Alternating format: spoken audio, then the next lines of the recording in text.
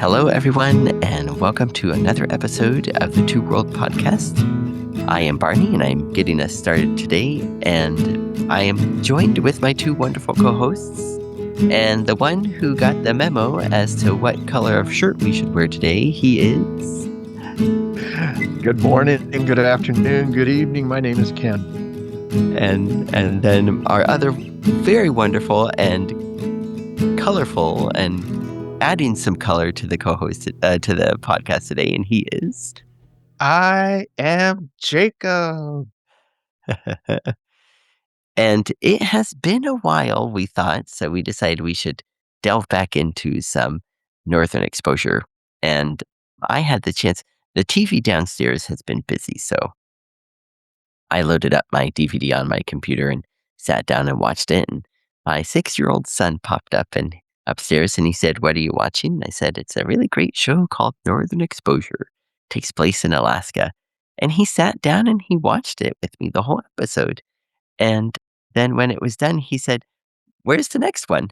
And he said, "Is there another one?" I said, "Oh, yeah, there's another one. There is 6 seasons." And he's like, "Oh, so kind of like Harry Potter's?" Like, "No, no, no. That's only 6 movies. This is like 120 episodes, you know?" He's like, "Oh, sign me up, you know?" So there's just something so charming about this show, and just the flow of the episodes, the scenery, the people, it reaches all ages. And today we wanted to talk about an episode from season 3, episode 6, which is called The Body in Question. And there are there's 3 main storylines, but the 2 really converge together for most of the episode. They're kind of parallel with each other. But there's one storyline that kind of runs separately from everything else that's happening in town.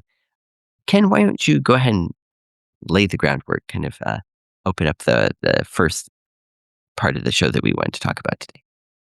Sure. And Barney, I want to say kudos to your son for being that perceptive. And Angie and I watched the 4th Harry Potter movie last night. Mm, We have not that read is the a connection. books. We have not read the books, but finally wanted to get a feel for what that is all about. And who knows, there might be a podcast someday. Oh yeah, really? Yeah. Ooh, that is a good topic to cover.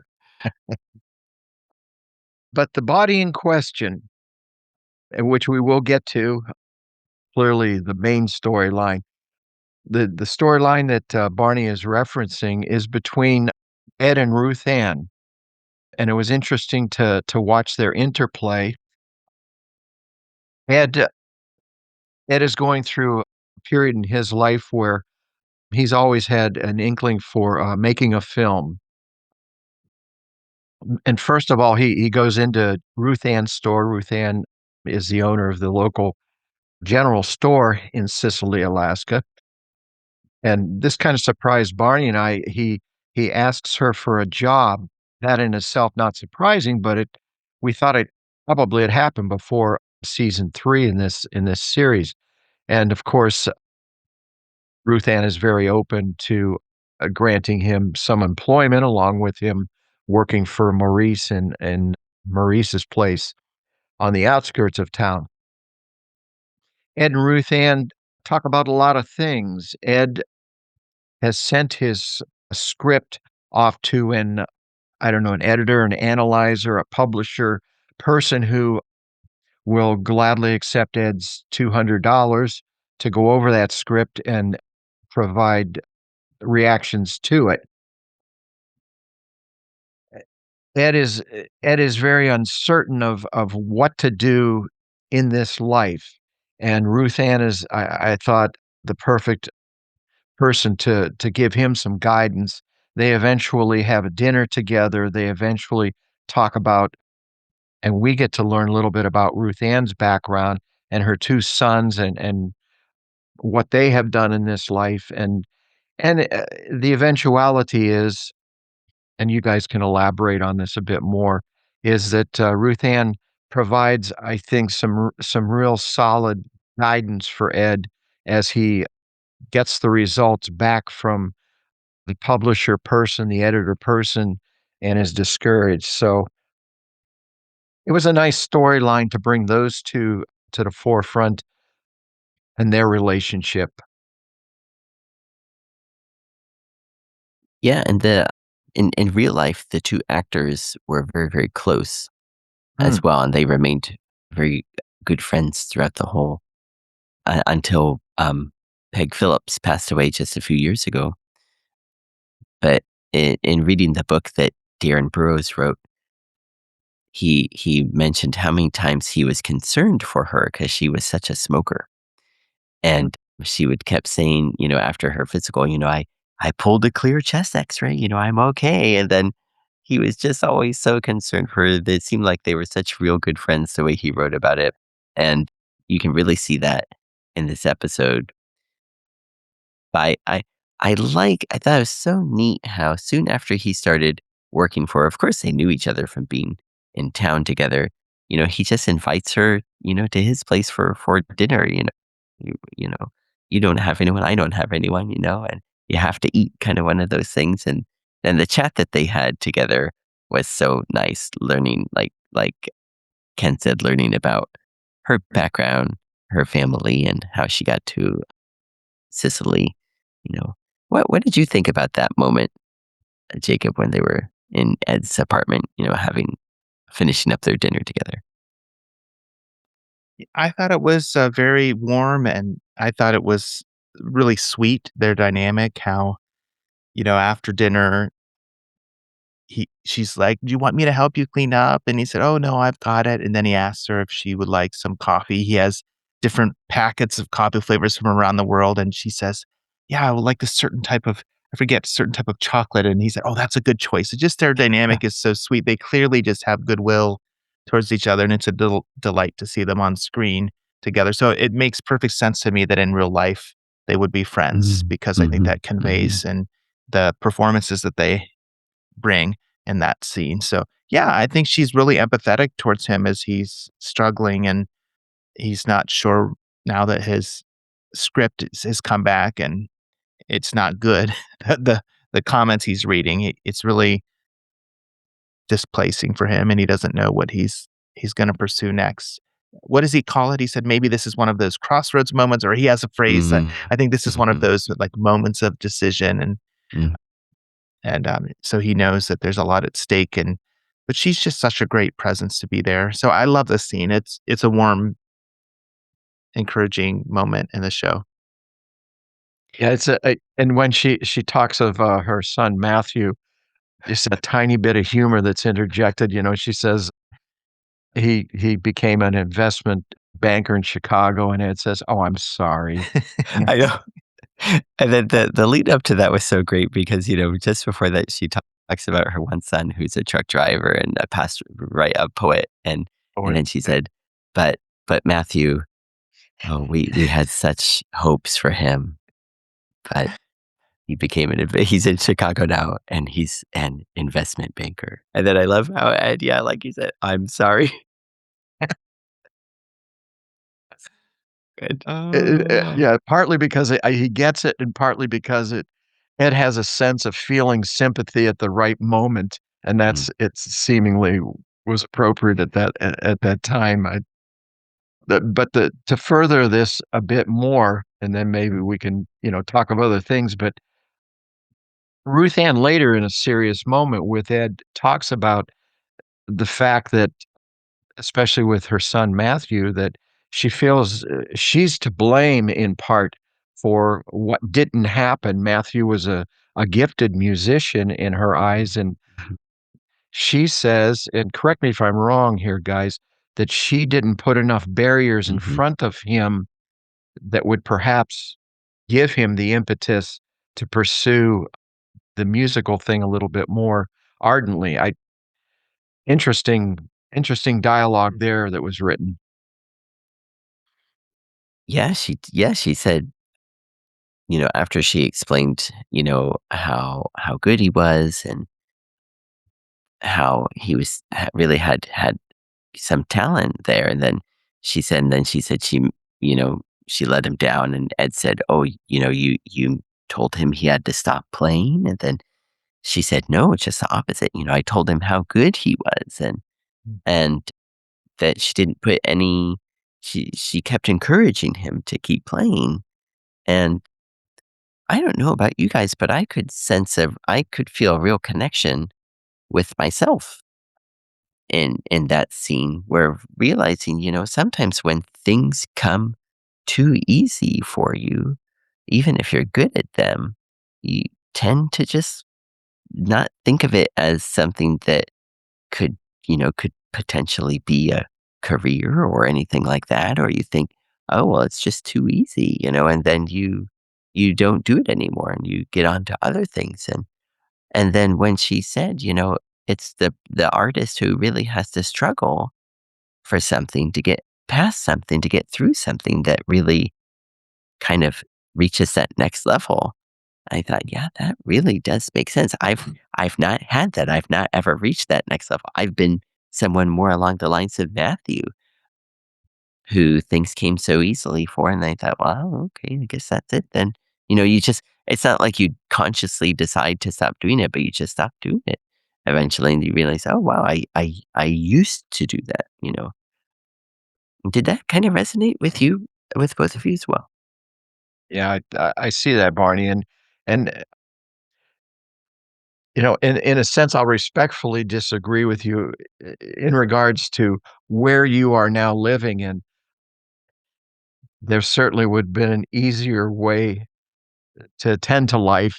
Barney lives in Japan now with his wife and 2 children.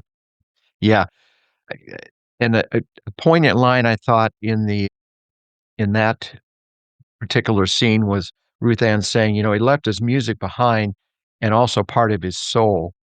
Yeah. I think Ed listening very carefully to that because this is the scene where Ed has received the reaction from the script person who absolutely hated it, and, uh, obviously, Ed is very upset about this in that moment. Jacob, how does all this feel to you? Oh, I just think I love how this show has so many layers of philosophy always behind every scene, and, as they're working through this conversation, it seems like there's the whole there's the discussion that you hear sometimes of nature versus nurture. Like, is our behavior and success or failure a result more of our genetics or of the environment in which we grew up? And, Holling earlier in the show is like, says to Joel, "We are but a collection of DNA," like basically, being carried through life in this mortal coil from one flower to the next, which is a very much a nature notion. Yeah. Like, we're bound inevitably, uh, in some insurmountable way. I'm gonna say it that way to the genetic, kind of connection with those who came before us. But then, like, I don't know, maybe I'm taking this too philosophically. But anyway, Marianne in this scene is like talking a lot more about nurture and the people around you in your environment and how you were supported. And I think probably the truth of the matter is that there are, like in life, complex elements of both at play and, what results. And so this show is kind of like always, though, able to weave in the fabric of the episode, different kind of perspectives, philosophical perspectives on life. So there's this question of like how she nurtured her son and how that contributed to his success or failure and his identity. And I feel like identity is such a big question in every episode of Northern Exposure, but Mm, especially this one. Ed is like, who am I now? I thought I was going this way. And, you know, Holling is wrestling with his identity since discovering this body and like what it means for his French heritage. And Shelley's wrestling with her identity if she thinks she's barren. And Joel wrestles with his own inadequacies at first when he's trying to like do the science to identify the body. And then later in the episode with, as you recounted to me before we started filming today, just about his dream of Elijah visiting. So it's like, who are we? Are we just some result of the past? Are we a some result of how we were raised? Is there something fresh and new that can emerge as we, go through life and that's unique to us, you know? So, yeah, anyway, those are the kind of philosophical threads that, Mhm. like, I don't know if I'm reading too much carrying that too much into this specific part of the story, but I feel like the show is always holding those types of tensions, and, I love that about the show, so I love how you just were able to weave Holling and Joel talking with Ed and Ruth Ann and, all of those things. I didn't really pull all that together in my head, and that's a wonderful way to say, "Oh, the writers were thinking about all those things." I don't think you're overreaching at all. Mm-mm. That's Mm-mm. yeah, Yeah, Barney and it didn't dawn on me either until you kind of laid it out that, yeah, here's Holling showing us the nature point of view, and then Ruth Ann is showing us the nurture point of view. I never made that connection, but yeah, I think you are absolutely right about that. With as much as she talks about her family and raising her kids and how they turned out, and then the part that she played in it, yeah, for sure. That's mhm, so neat that they put that in there, and I didn't get it until just now. yeah. The one thing that I really, really took away from their interaction together is like kind of advice that even I have been hearing from people lately, like about believing in yourself. Kind of Ruth Ann is giving to Ed. Don't don't let that guy, discourage you. What does he know? How can he say that your life sounds familiar? You know, and she really boosts him and really kind of inspires him to get back on the horse and try again. No matter what, not to let those comments impact him in his pursuit of his dream. And that I really thought that was nice that they included that in this episode. Now I see why they decided to include that storyline in this episode. Really cool. Mhm. Yeah, I think, along with effective communication, Ruth Ann has always been a character who puts it right there. You totally understand it. Her and Ed, their back and forth is and as opposed to, there was some misunderstanding between Holling and Shelley, certainly. There and more direct and effective communication would have helped that, although in the end, they got to the point where Holling admits his, lineage back to Louis XIV and the terrible aristocrats that his questionable ancestors were, but it took them a little while to get there. With Ruth Ann and Ed, the scenes are brief, poignant, and meaningful, and, you know, one of the last things Ed says as they were communicating in the program was, "Well, Ruth Ann, that's the last time I'll be sending $200 to anyone to analyze my scripts," and Hmm. point made. Yeah. Hmm. Yeah. Any final thoughts on the Ruth Ann and Ed story before we get into the main story of our show today? Good. Yeah. So it starts off. The episode starts off with Chris fishing, and then some things start floating down the river. A boot, a French flag, an old pocket watch, and a body encased in ice. And somehow he gets it into the brick, I guess, and everyone's looking it over and thinking, what could this be? Joel comes in, everyone has their own idea. Joel comes in and insists it must be a mannequin. And if it is a real body, it's not more than a year old. And then was it Chris who brought in the diary, I think? And then well, he had this with him, and then it's the diary of Pierre de Meuron. Meuron, yeah, Meuron, uh, Meurin, Mulan, Mulan. Meuron, yes, Pierre the windmill. And and Holling's French is a little bit rusty, and he doesn't have his reading glasses, but Maggie has had a year at the Sorbonne, and then so she can read, and it's so neat. She's really into it, and of course, Joel is just so skeptical, and that, as Maurice says, Maurice even points it out, your innate skepticism, being a New Yorker, is what we need here to, kind of be to make sure that maybe this could in fact be the genuine article, could be someone from 170 years, 200 years ago or whatnot. And from there, everything just starts flowing as to who this guy could be, what connections he might have, and then what emotions they stir in Holling and Shelley too, as Holling is thinking just in a broader terms, and Shelley is hearing the story of Napoleon and Josephine, and Napoleon's quest for an heir, and then that really gets things going. What do you, I always thought it was so funny how y- Maggie is reading through the journal and she says, "Oh, Elba, not bad." And then it says here, "Elba, not bad." And Joel says, "What is that?" Like the Cliff's Notes version of the diary. And she's like, "It says Elba, Paw Ma. What is it supposed to mean?" I don't know. Yeah, there was a Or lot of really good from there. Yeah. or when I think it was Maggie that said, they're speculating about how the body came to be, and I think Maggie mentioned cryogenics, and Joel, it's so quintessential Joel. A little bit of PBS is a dangerous thing. Let me tell you about cryogenics. It isn't just freezing inside of ice and hoping for the best. Oh, man. Typical.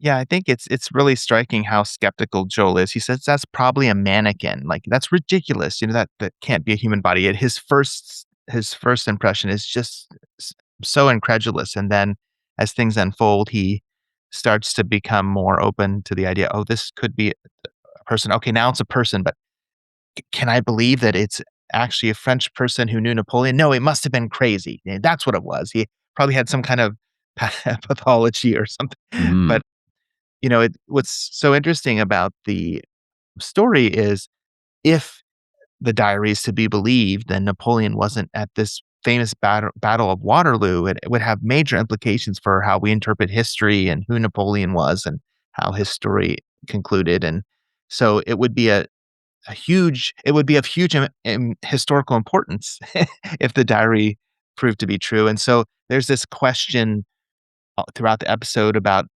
belief and skepticism and what is real and what isn't, which is always there. I feel like in Northern Exposure, there's always that sense of, could this supernatural thing be real? Could this situation that seems unlikely be real? Like it always pushes the boundary of like what one should believe or can believe, and then I love how it will often leave the question hanging or sometimes unresolved, or it will resolve it in a way leaning towards mystery, which is kind of a fun part of the show, that element. So yeah, so Joel is doing his normal thing, and the show is obviously putting things to push back on his skepticism, which is fun. Yeah. Yeah, speaking of skepticism, I thought the diary was in remarkable condition. Um, Yeah, but yeah. there are miraculous things that do occur on this program, Yeah, yeah, yeah, yeah. Yeah, I noticed that too. I thought, "How did they keep it out of the water?" You know? and it never got wet Yeah, right, or they dried it really well. really well, And they must have written it in ink, I guess, you know? but it was important to the story. Yeah, That's for yeah. certain. I mean, it gave us date reference, yeah. Yeah, and I think the episode could have gone a number of different ways, it really could have been the whole time where Joel is still insisting that he's right and just poo-pooing everyone, but it's neat how he goes through the proper, he does the scientific method, he tests the tissue and wow, it's human, you know, and then he tests the fabric.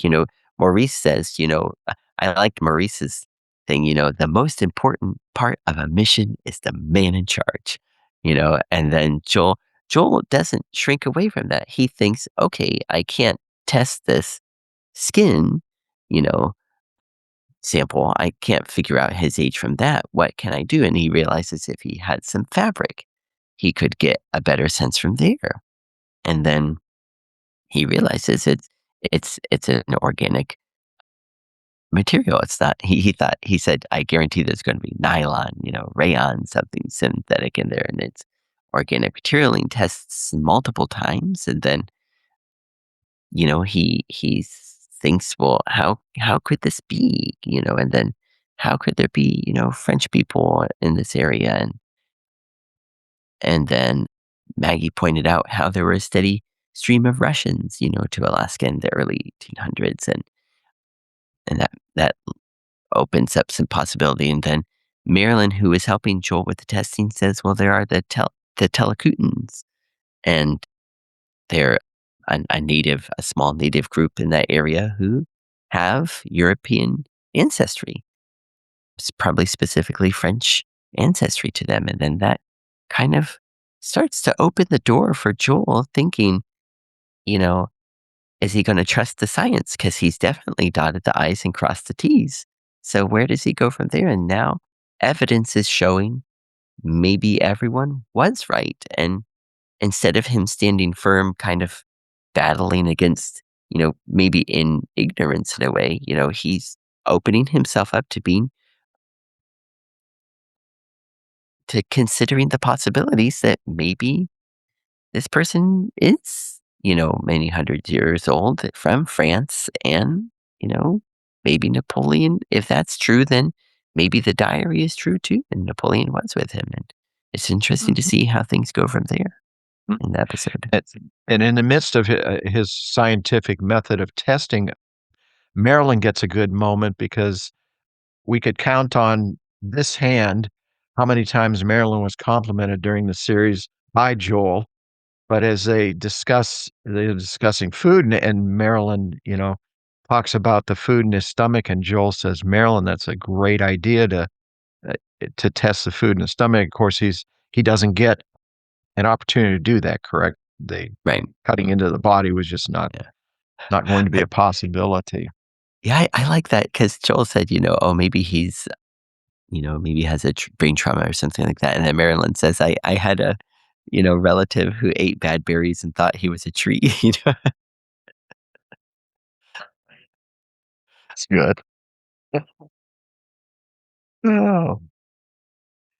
Jacob, I wanna ask you, I mean, it's always so fun to have you as a after Joel does all this testing and you're at that point, did you have an inkling of where's this story gonna go then? What's gonna happen with this frozen body, which every indication says it's real and there could be history involved? Where'd you think it was gonna go? Oh, wow. Yeah, I was really not sure, and that was a real fun part of this episode, the unknown aspect of how they were gonna resolve the tension. They always do such a good job at that, but it's like I could not see how this story could resolve. I kept seeing the town's excitement growing and growing, and there was like a hustle and a bustle, and I'm like, "This is gonna lead somewhere. There's gonna be some, you know, kind of conclusion at the end. It can't. It's this is unsustainable. Where it stays at this level." But no, I didn't know what happened, but it was fun to go along that for the ride and just Sure. see people's excitement. Just as a little side note, how Chris and his radio show is often giving commentary of what's happening in the town, and I love the one little segment he does in the morning, and he's like, "What would this Frenchman say if he could speak right now?" And he says, "Would he say bonjour? Would he say j'ai faim?" Which means I'm hungry.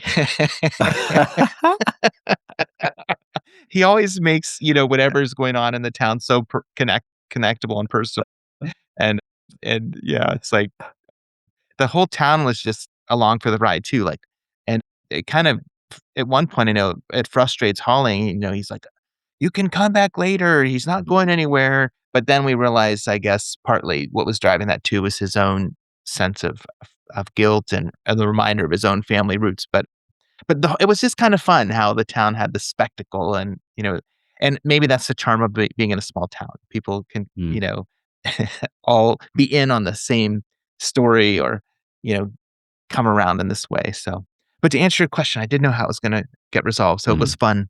fun to Right. to find out that the body's taken at the end, and so Wow. Wow.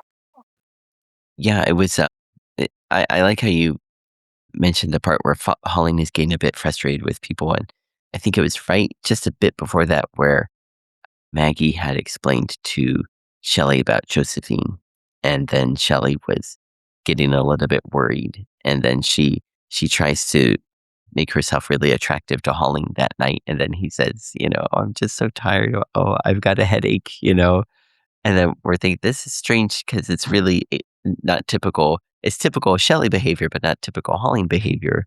And then, and then again, back to the Joel's office, and Marilyn just says she's here, and then Joel's like, "Great, who's here?"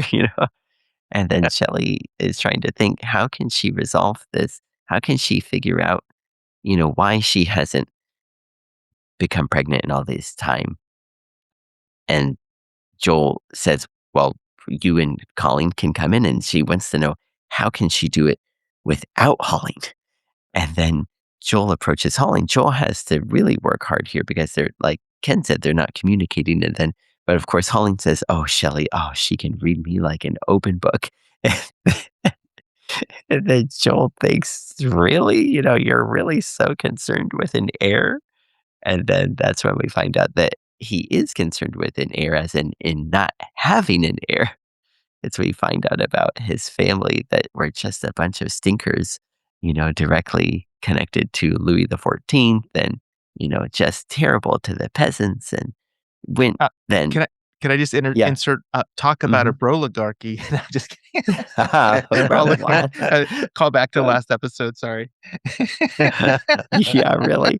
Yeah, boy. Good That one. was a real definition. Yeah. Yeah. And then so Holling, after all of these terrible people on his dad's line, he says to Joel, Joel seems to say, "Well, why should that matter?" And then Holling says, "We're all just our genes, Joel. If my, great great grandfather and great grandfather and grandfather and dad were these awful, terrible people, if I have kids, they're going to be awful, terrible people too." And that's why he doesn't want kids. And he says, them the Vancouver gene pool is poisoned, and it's just the last he wants no heirs at all, but he isn't communicating that with Shelley, and she's worried. And then, yeah, finally at the end there, they finally get talking together, and realize that I don't think if Shelley necessarily said so, but I think in much later episode, Shelley when Shelley is pregnant, then she says, "You don't have to worry because this child is going to have a healthy dose of Tambo in her too." So to even things out. Yeah, they remembered. Yeah. Mm. Maybe we should go to the town meeting because it was a major scene.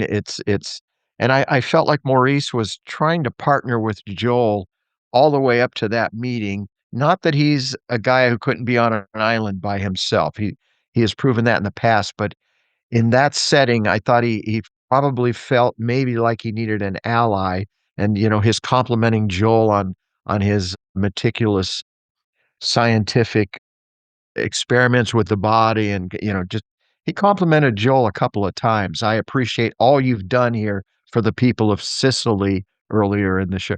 And now we come to the town meeting where it's time for Maurice to introduce his ideas.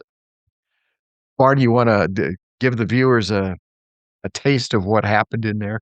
Yeah, this was a real big part of the episode. There was a lot in this scene where it starts off with Maurice is explaining how the museum will be, and it'll all be tasteful, and there'll be underground parking so that, it doesn't make the town look like an eyesore.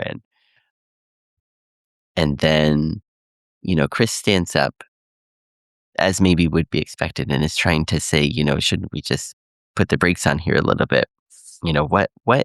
What happens if we start this museum? If this is Pierre, and this journal is authentic and everything he wrote down really happened, w- y- Mar- Chris made a great point saying, what about all the people who were on the French Guard and all of the people who were on the British side and all the people who died in that Battle of Waterloo? That cheapens their death, knowing that Napoleon wasn't even there. And Mhm. is this something that we can release? Can we sh- tell the world that this happened? And the townspeople, for some reason, really really agree with Chris. And there's a lot of cheers and right-ons and things like that. And then Joel stands up and says, you know, h- how who are we to say that we should control this? Shouldn't we just let the truth state the truth and get out of the way? Mhm. And then Chris says, Joel, you're confusing the truth with facts. You know, the truth changes and facts don't change. And then Joel counters with, the truth is constant and facts can be manipulated to change to accommodate the truth. And just marvelous the way that they both compared, were countering each other with their arguments. And I thought Chris had an interesting argument, the truth about Custer. Was he a civilizer or was he a savage? Or was he a barbarian or something like that? And then Joel was saying, what about light? Is it particle or is it a wave? Because it exhibits them both. And I think as many times as I've watched it, a few times I think, oh, some of this is a little bit above me. I'm not quite getting the really finer points of this argument. But the debate that they had was interesting. And then the doors of the town hall, which I think is also the church, burst open, and three native three native men come in, and then they say, "We have come for the body," and it turns out that they're Telekutans. And I thought we were saying before it started that it's funny how they're all real short, because you're thinking, oh, maybe there is some Bonaparte bloodline in these five guys, and that's why they're so short. Well explained, Barney. I know the viewers have a nice visual of how everything transpired, and yeah, the wonderment then becomes, so now what happens? And because it's a cutaway, there's a cutaway after the three guys exit, and particularly funny again, the guy with the Madonna shirt on under a leather jacket just Yeah. just makes me smile every time I think about Yeah. that because he really did project, anger and meanness and toughness and Yeah, there really, was yeah, there yeah, was a real toughness. Yeah, really, light like, moment there. mhm. And then the next scene is the lead into Joel in the freezer, Mm. and he falls asleep and has the dream about Elijah. Jacob, as you learned of this story, how did you feel about portraying Elijah as such? Does it feel like it fits in well with what's going on in this story? Yeah, I think it does because Joel, being raised Jewish, would have grown up celebrating the Passover Seder every year and being told, we put out this cup of wine and set this place for Elijah. And in that tradition, the hope and the expectation is they're waiting for Elijah to come back. And Elijah precedes the return of the Messiah. And so Joel would have grown up kind of with this sense of expectation, but not necessarily ever thinking that it would have been fulfilled in his own life or in his own experience. And so he grows up hearing that, but at the same time, he becomes this scientifically minded doctor and professional. And so his worldview is very much clinical and empirical and skeptical. And so Mm. it's like the two parts of Joel, or there's probably many parts of Joel, but these two parts of Joel kind of come together in this dream. Like, yes, life we do anticipate certain things based on what our what we measure and what we expect is reasonable based on science and other things that we've learned, but then there are unexpected things that break into that reality that surprise us that he was taught about growing up that, there is this sense of wonder, could Elijah come back? And when Elijah drinks the cup of wine, he's like, "No, you shouldn't drink that. That's for Elijah." And then when the person says, "I'm Elijah," that's the kind of counterpoint to his skepticism. Like, "Oh, wow, like this this is real. This is happening." So it's a wonderful part of the story to see Joel's own wrestling with belief and in Mm. the face of doubt, and it ties in really nicely with the questions surrounding this body of this Frenchman in the diary, and it's wonderful how the show does that, philosophical questions, religious questions, identity questions, belief, skepticism. Like the human experience is always like deeply probed and you know and explored. But then also, I think there are things in the show as it's not just neutral when it does it. It wants to lead us to a place of that I think is very empathetic and like positive. So it normally has something good that emerges. And I think Joel as a person like is richer for his time in Sicily and is richer for this experience in this dream. So it's if I were to use Christian language, I would say it's transformative, it's redemptive, it has a positive effect on his life. Not that everything in Sicily is always positive for him, but he grows in the larger sense in a positive way, I think, from his time with the town. So this is another part of that journey for him, I think. Mm.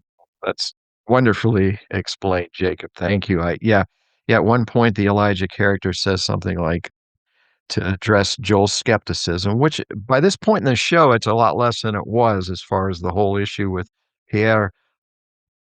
That this sort of flies in the face of reason, doesn't it, Joel? And that's one of those little transformative, to use your word, transformative moments that not only is going to get Joel thinking, but it sort of leads us into contemplating and appreciating the Jewish faith and miracles as Mm. well. Yeah, it's mm, Yeah, I thought too, thinking about this episode when we were getting ready to watch it and talk about it, and then especially with that scene, it made me think a lot about there's a connection kind of they're exploring the issue of faith a lot, and I thought, this really kind of in my mind, I thought, wow, like you could say that like you could kind of like use this as an an allegory or an analogy, like people who saw like all of heard Jesus's teachings and saw his miracles and whatnot, and then even after all of that, if they couldn't be swayed, that might we might see some characters who are thinking that no matter what they're going to be unbending, but then we see Joel and he saw, you know, he did the tests in this case and he saw everything and he let go of that skepticism and was willing to believe. And I thought, yeah, sometimes you just have to let go of what you were taught in a way, or what you assumed for so long, and then let yourself be able to believe. And I, for some reason, I connected that with this episode. And as then also, as you were both were saying just now, there's the little scene when he's sitting on the front of his truck bumper, and he's Mm. looking depressed. And Maggie says, "What's wrong?" And he says, he is starting to believe in Pierre. And she says, that's not necessarily a bad thing.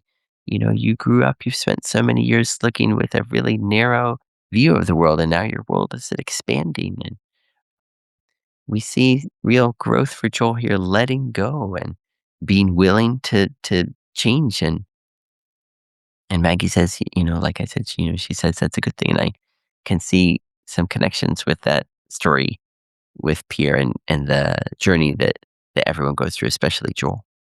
mm. Yeah, and each character was given such an important piece in this episode. That little scene with Maggie and Barney, might be a little bit off here, but that's, when she also says, "Joel, you're being a bit naive in your approach to this," and then she references and says, "You probably believe Oswald acted alone."